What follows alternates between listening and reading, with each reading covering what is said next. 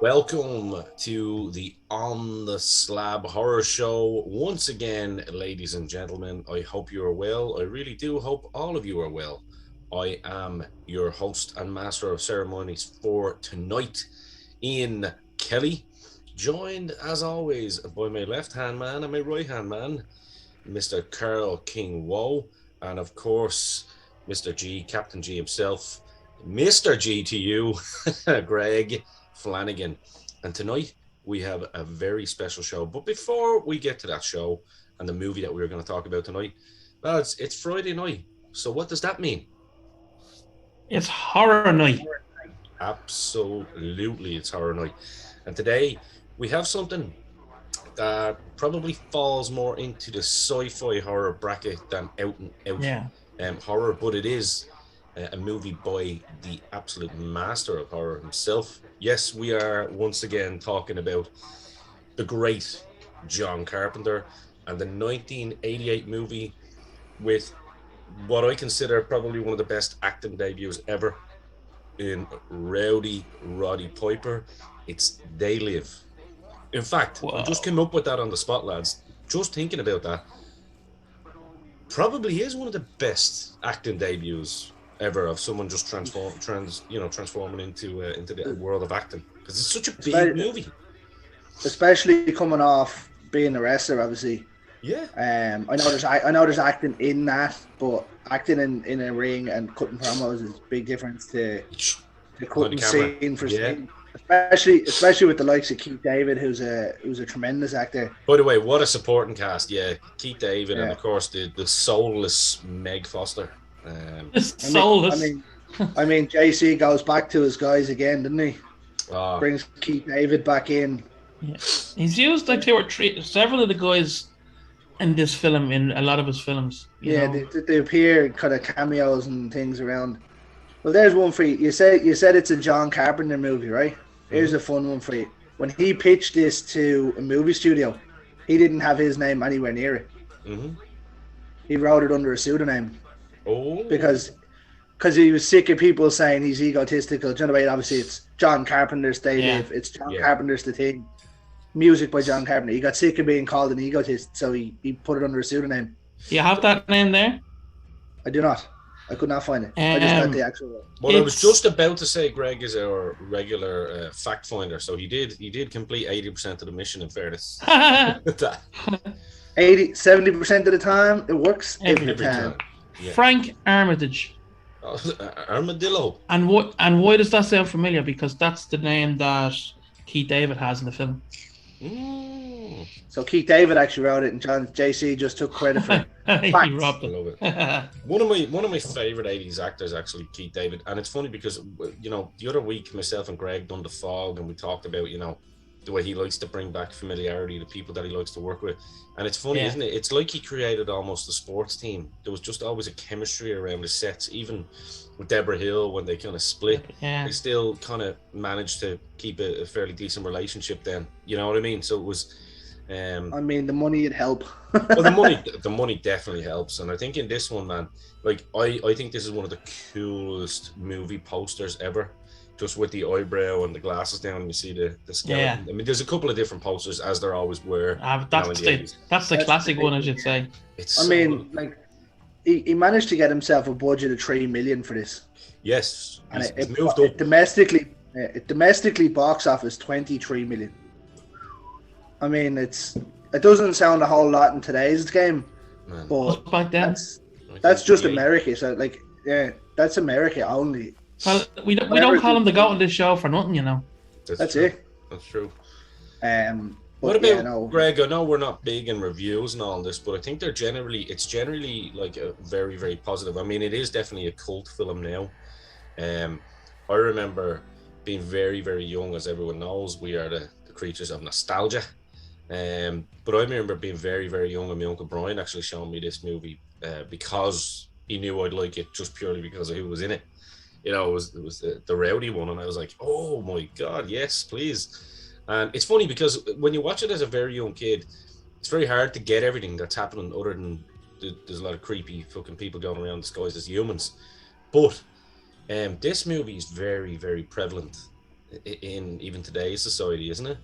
It's far ahead of its time. This movie's 30 or 40 years ahead of its time. Easily. In terms of what it brings up, like the consumerism and whatnot, and it was just ridiculous. Like a JC came out and said that it was a documentary against Ronald Reagan's. He hated him. Hated Reagan. I just read a review here, right? The Boston Globe, Jay Carr from the Boston Globe. You'll like the ending of this. John Carpenter delivers his throwback to the 50s visuals, complete with plump little B-movie flying saucers, and makes his point that the rich are fascist fiends. They Live starts running low on imagination and inventiveness, but felt that as sci-fi horror comedy, They Live, with its wake-up call to the world, is in a class with Terminator and RoboCop, even though its hero doesn't sport bionic biceps. I'm sorry, but I didn't realise that Roddy Piper was a small man, because he's actually quite in shape in this. He's a bit... He's a reasonable bad boy, fuck's sake. He's in great shape, man. Well, there's one. So John Carpenter, obviously, is a massive wrestling fan. And Roddy Piper had no idea who he was when he came to him, asking him to be in the movie. Wow. Because he wanted an everyday worker. He could have went and took Hulk Hogan and done this. I think you met him at WrestleMania 3, I think, wasn't it? Yeah, the back end of WrestleMania 3. He could have went and got the Hitman even back then, you know? Yeah, so that's what I mean. Like, he could have went, but he liked what he got from Roddy Piper in terms of everything. In fairness, lads, he looked great, but he looked fantastic, and he wasn't a bad looking chap in those days either. So he had everything for that film, everything, you know. He's also credited with the biggest part of the film. He ad-libbed the "I came here to kick ass and chew bubblegum." When I heard, like, I've known that for quite a while, but when I heard that, it just made, because everyone knows that, like, Roddy Piper's in my top 10, probably top 10 just humans as well. Like, I just love everything about Roddy Piper, you know. He's one of the guys that was always, you know, with the same woman for his whole career, in a world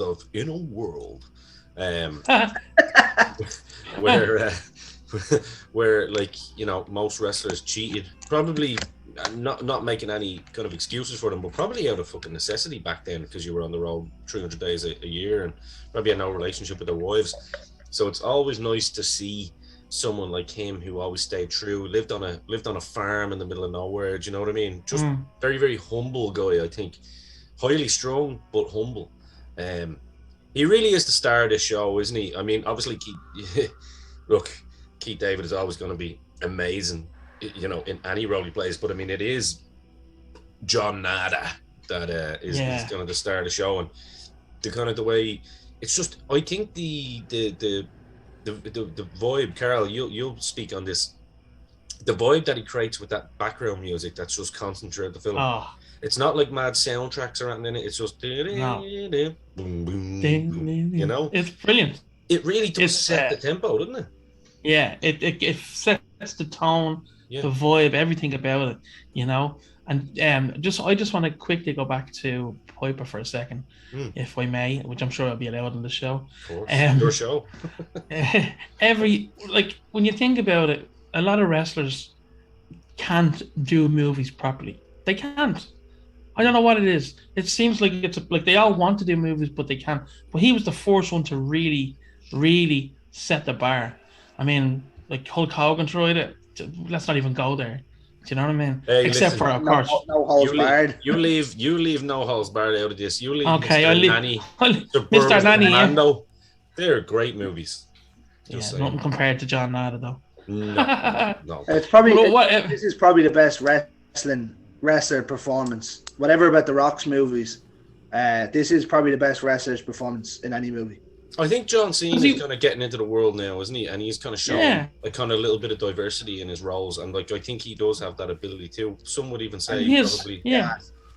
And Batista as well. Like, I know he's a little bit typecast or whatever, but he plays his roles well. But he's more charisma in acting than he did in the ring and on the mic. So it's actually that's one out of left field. But no, 100%, Carl. This is definitely like It's funny because I really think, looking back, you know, he obviously done a lot of other movies after this. You know, Hell Comes to Frogtown, which is another little B-movie Yeah, gem.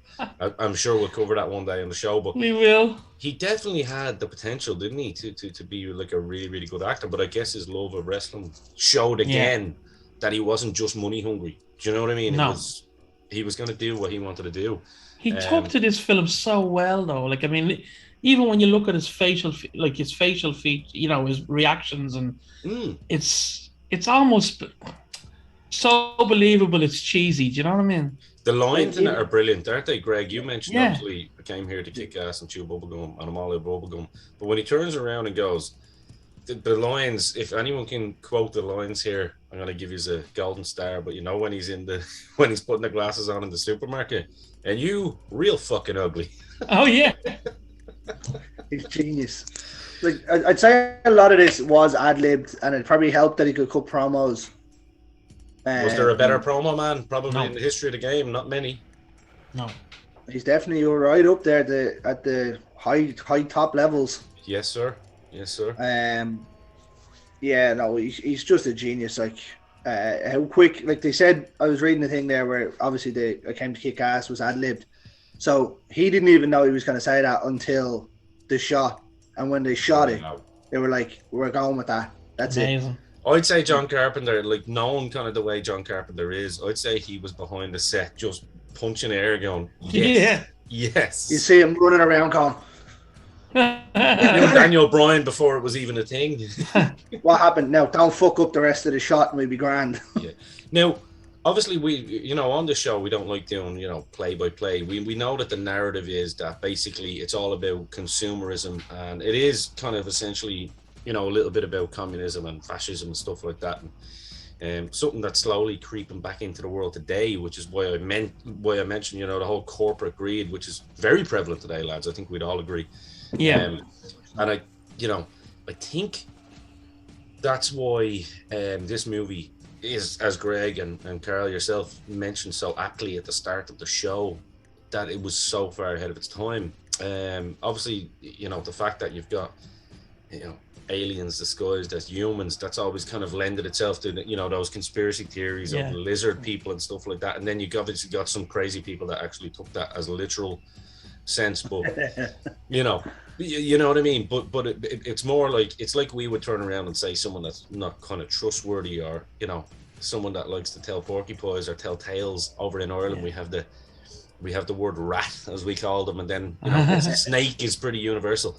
So I think that's really essentially what this movie is. Like, I love the whole idea when he puts the glasses on and he's looking at a Coca-Cola sign, and it's like, you know, consume, you know, and it's my God, like, as you said earlier as well, he really fucking hated Ronald Reagan, which is kind of funny. I just thought I'd throw this out here just to be a dickhead. You know, in a world where every time I say in a world now, that's got to be known. Like, you know, literally in a world where, you know, you've got people trying to cancel Joe Rogan for having different types of guests on, and you've got idiot fucking 60s hippies like Neil Young trying to take his music away. And I don't know whether you boys read this recently. Neil Young, back in 1985, was a Ronald Reagan fan, and actually came out with the quote, and I am quoting here. Hopefully, you know, people will start talking about this as well. He turned around during the AIDS epidemic or pandemic, or whatever you want to call it, and used the F word that is used to describe gay people, and said, I don't like the idea of going to the supermarket when an F is handling my food. You know, and now all of a sudden he's got, so it's like moral high ground. So this is why I love John Carpenter, because he really was one of these renegades, wasn't he? That stuck to his beliefs and never changed ever. I mean, like, even like I've said it on the Halloween show, like some of the interviews he's done where he's like, oh, well, we're going to change Halloween to take out the firefighter kill. No, I won't. Yep. Why would you? Do you know what I mean? Fucking cancel culture is going to take everything good off the telly at some stage. Yeah. Do you know what I mean? They're getting there. Yeah, they're getting there. But they're trying to. They're trying to. I don't think they will prevail. I think Hollywood needs more John Carpenters now, more than ever, to stand up and be like, we gotta you can't just keep letting them do this, or we can't change a story because one person gets offended because they're fucking snowflakes. Like, Yeah, 100%, 100%. And I think there is a balance. Do you know what I mean? There is a balance. Obviously, you can't go around, using racial slurs and stuff like that. oh yeah, no, 100%. So I do understand that there's a balance, but at the moment there's not a balance. There's a complete imbalance, and this is why Imbalance. we're not getting political here on the show, lads. But what we are trying to say is that this movie is very, very politically based for the time it was, and it's just amazing that we haven't evolved as a species, since 1988. 30 years. Well, the thing about it is, it's more we're more aware of things now than we were back in the 80s or even the 90s. Yeah. We were a lot more content with just what we had and what was going on. Yeah. Whereas now we have, whether it's good or bad, we have the internet, we have social media, and now we're more aware of potentially what's going on. And that's kind of almost like what's going on in the film until he gets the sunglasses, Yes. and then he sees what's going on. Carl, why don't you bring us into the... Sorry, Greg, go ahead. No, you go ahead. I was just going to say, Carl, that's why you should probably bring us into... Because not only is this probably one of the best debuts ever in a movie from someone that hadn't acted before, but it definitely probably has the best physical fight scene in any movie ever. 10 minutes of these lads beating the living... And all looks fairly legit too.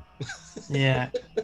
It's brilliant. It's absolutely... And no one... I don't know anyone who doesn't like that fight scene. If you don't like that fight scene, you need to be slapped up about something wrong with you, yeah. Yeah. Call Keith David in here. He'll sort you right out. And you know what? Isn't there some sort of rumor? Wasn't it a thing where Keith David actually punched him for real by mistake, and he was like, "Oh shit!" and Piper was like, "No, go with it, son." Yeah. There was definitely a couple of receipts in there. Yeah. Oh yes. He wasn't a fighter as such, Keith David. I know he had that small little bit of experience doing boxing. Yeah. Like totally amateur, like but he looked like he'd whoop your ass though. Oh yeah, absolutely. But this fight scene is what, 10 minutes 12 seconds or something. Yeah. Wow. And it was supposed to be 2.5 minutes longer. The boys, JC got a hard on watching them all fighting. The two lads would be dead. And you know what's great about it? I love when Piper's literally trying to beat sense into the guy. And when he picks him up and he goes, "Put him on." Yeah, I love that. Or when he hits the car and he goes, "Oh, I'm real sorry," and then you see Keith David with the glass. Oh, brilliant! No, it's like the way we were saying there, but even the facial expressions in that fight, it actually looks legit. Like Piper looks absolutely bollocks at one stage. Yeah, the selling is fantastic. You can see David trying to stand up, and you can see that he was knackered as well. And you're like, they definitely went at that for the 10 minutes. When he was trying to name in the balls on the car, Jesus. And then Piper makes that face. He's like, "You son of a bitch." No, I mean his facial expressions make this movie though. Yeah, Piper's. Yeah. Oh Jesus! It's and that's what makes it such a strong debut, because you look at his face, and it's everyone, I love Triple H, right? But he's a shit actor. He can't act for shit, right? The Chaperone should have won an Oscar. Yeah, just saying. But you know what I'm saying? Like you can see them. They know it. They feel. They look like it's not natural for them. With him, it came like a second skin.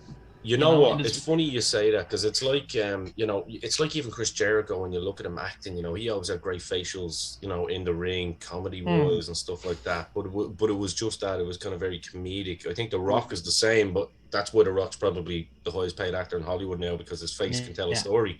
And I think Piper's one of these guys that, I think he's an underrated wrestler, storyteller, but one thing that nobody ever questioned him on was his facials and his delivery and his timing and stuff like that.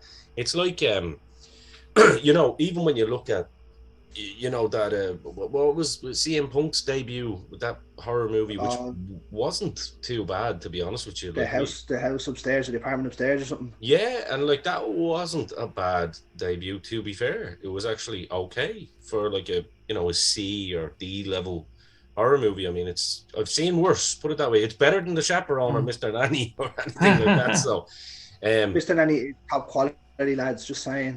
but isn't I know Mr. Nanny is awesome. Like, but we know what we're getting out of it. But you know what I mean. I'm using Punk as an example there because he was such a massive Piper fan. Yeah, and that's what he brought, and brings to this day, I suppose, as a performer. It's amazing how many people that Piper's influenced. Quick little side note. Still one of the most heartbreaking moments, and I'll try and not cry on this one. I literally, our old friend Niall, the shopkeeper Hogan, had a free ticket for me in 2015 to go and see his show in Whelan's, and I had declined because I had a prior arrangement.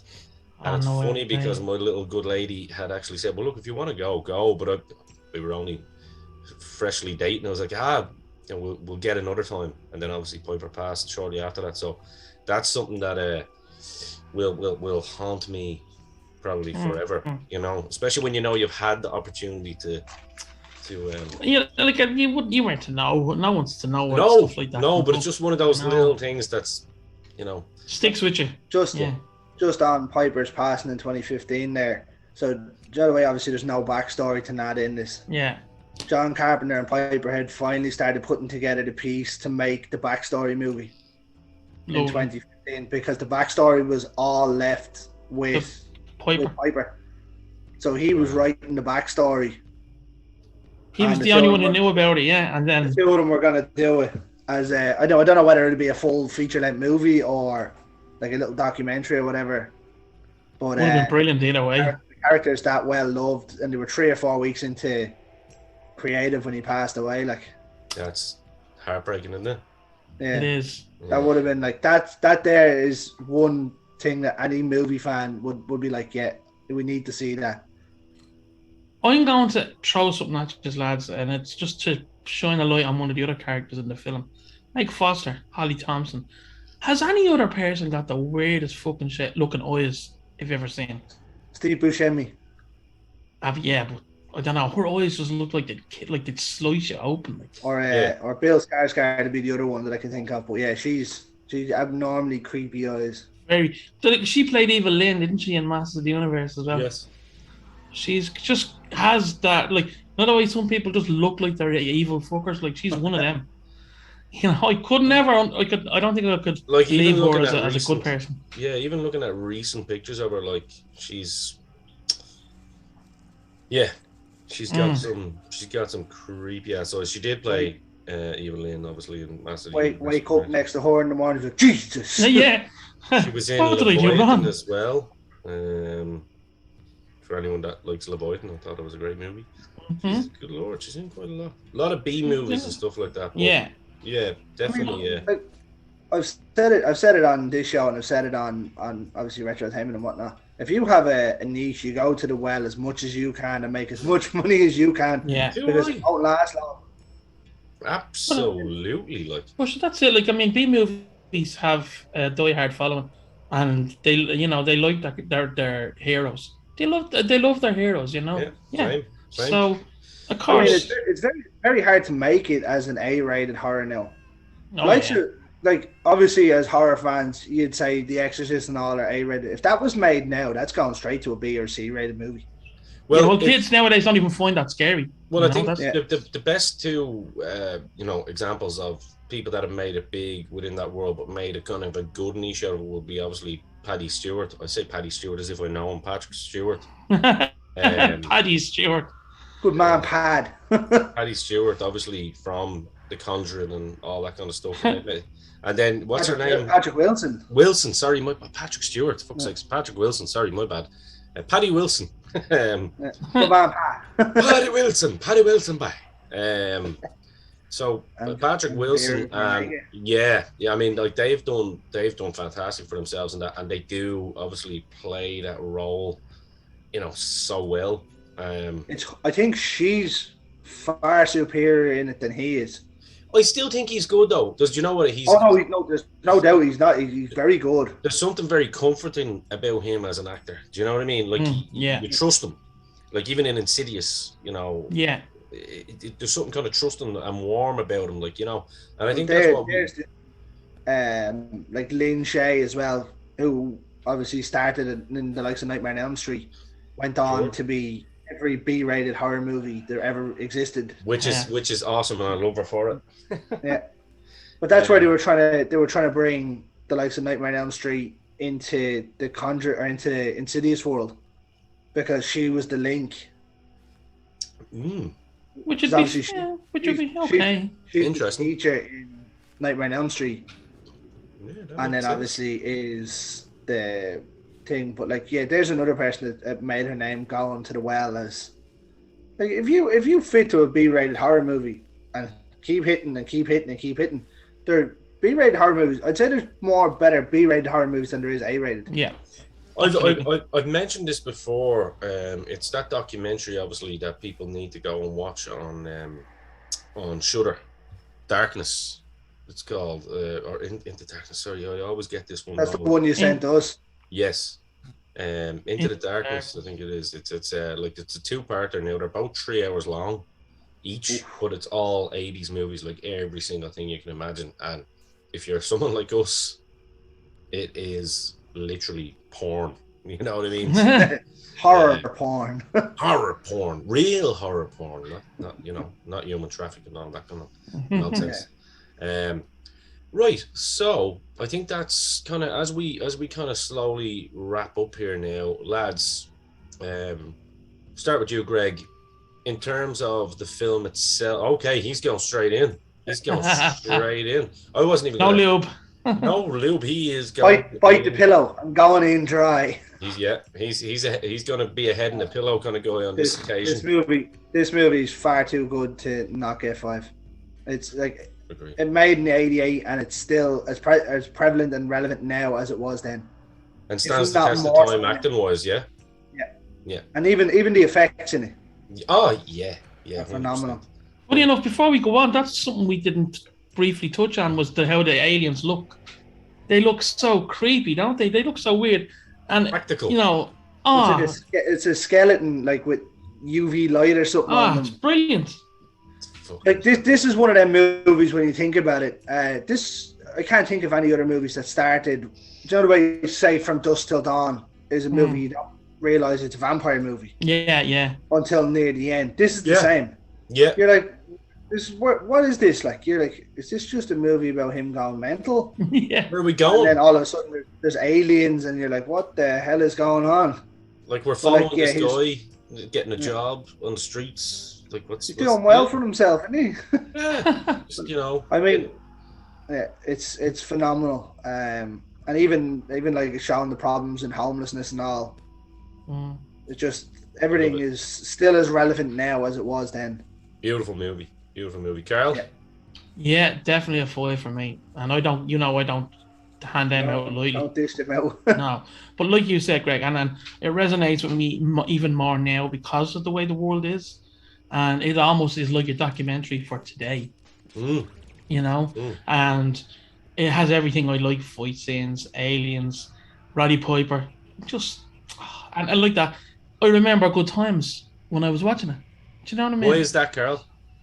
Because when I was what, 11 when it came out, and I would have seen it, you know, on telly further down the line, and there was always good times watching it. You know what I mean? My ma watched it with me, and like my ma was the weirdest ma ever. Like in terms of watching the weirdest movies with me, you know, and she used to get I don't know if you guys used to get these lads with the blank videotapes. They come into your house with the big bag and they pick them out. Yeah. So that was actually one of the first ones I got, was They Live. On the weekends, they'd turn around. Yeah. We kind of probably evolved in my day. Not that you're too much older than me, Carl, but the lad would come around with the van. Right. He'd just go out to his van, and you'd like pay him. I Brilliant. don't know, say like a tenner for like 5 movies for the weekend. You know what I mean? You come back, and they were always copies. Yeah. You didn't care though, because you got to see the films, you know. Yeah. But yeah, for me, I love this film. It's now, don't get me wrong, you know, boys, it's not necessarily in my top 10 films, but that doesn't mean I don't like it any less. I love it. Well, that's I it. absolutely love it. It'll be right up there for me as well. But it wouldn't. It'll take an awful lot to crack my top 10. Yeah, So, I mean, same here. Well, I'm going to give it 3 slabs of me on top of the 5 that I'm Yeah. giving it, because this, without a shadow of a doubt, is in my top 10. Like a lot of John Carpenter movies, it's in my top 10 100%. It's always meant a lot to me. Again, brings me back to a different time, a more innocent time, I suppose you can say. A better time. A better time. Well, times are okay, you know what I mean? But Well, it do you does know bring the you funny back to a thing more is? innocent time. Sorry for again, I'm cutting across you, You're and good. apologies. But you know what? Why we love it so much is because we were a lot more innocent back then. Yeah. Whereas if you brought it out now, you'd be like, "What the fuck's this? Is like what's happening right now? What the fuck?" You know, and you'd be like, "Who wrote that?" Like they don't know what's going on. There's something going on. Like there'd be more hysteria about it, rather. You know, I think it'd get a lot of hype now. you know, would, but like for definitely. the wrong reasons, though. It would probably be banned, though. You know what I mean? And edited to the point. The powers that be would probably edit it to the point where you probably wouldn't be allowed to kind of go against certain things. You know what I mean?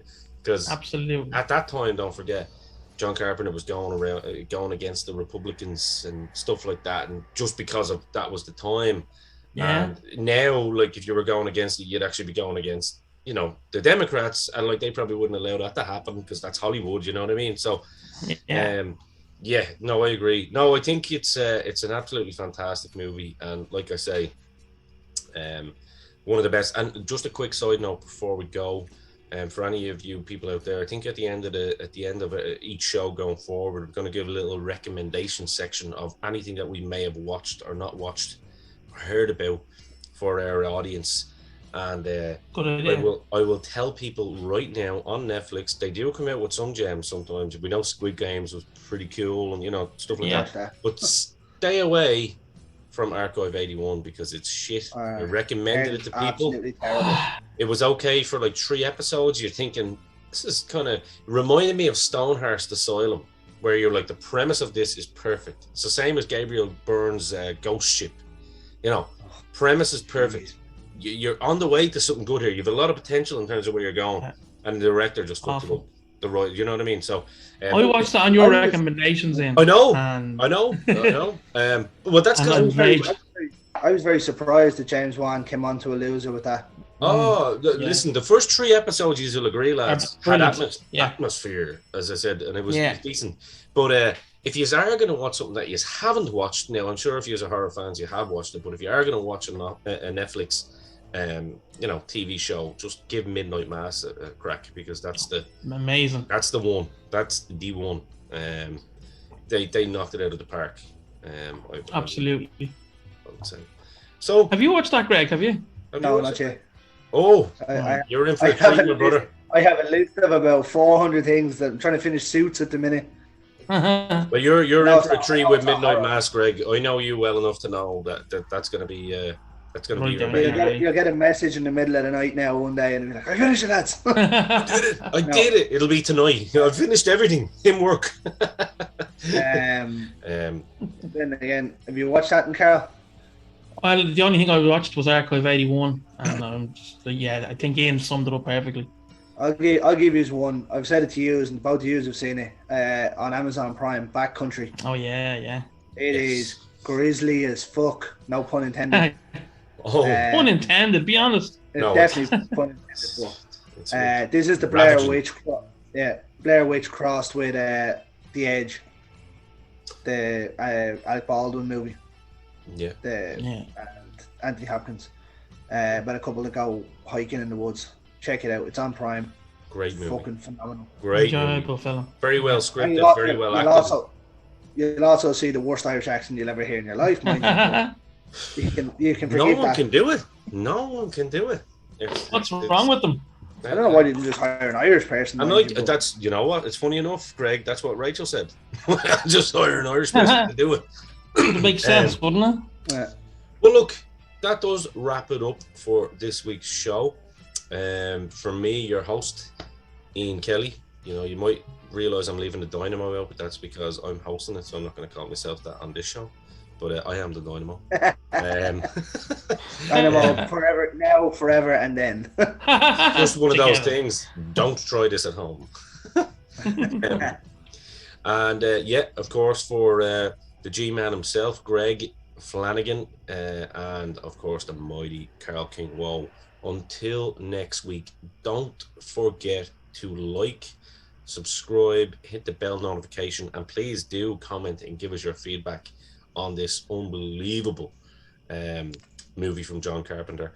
And just a quick one as well, we do have an On the Slab. I think it's On the Slab at Gmail. So we have a Gmail address now. So if you ever want to OTShorror@gmail.com. OTSR@gmail.com. And by the time this comes out, we will have Facebook, and we will also have Twitter, hopefully, as well. I think we'll probably get an Instagram going as well, to be fair. We will at some point for a bit of crack, for a bit of fun. But For the hype. yeah, for the hype. But most definitely, they will be up and running. And by the time next week's show runs around, Carl, who is our amazing editor, as well as a personality on this great show, we'll have the links in the bio, so you'll be able to follow everything and keep up to date with all of our crazy thoughts and opinions on everything horrific, horrifying, and monstrous. So until next week, I've been your host. We are over and out.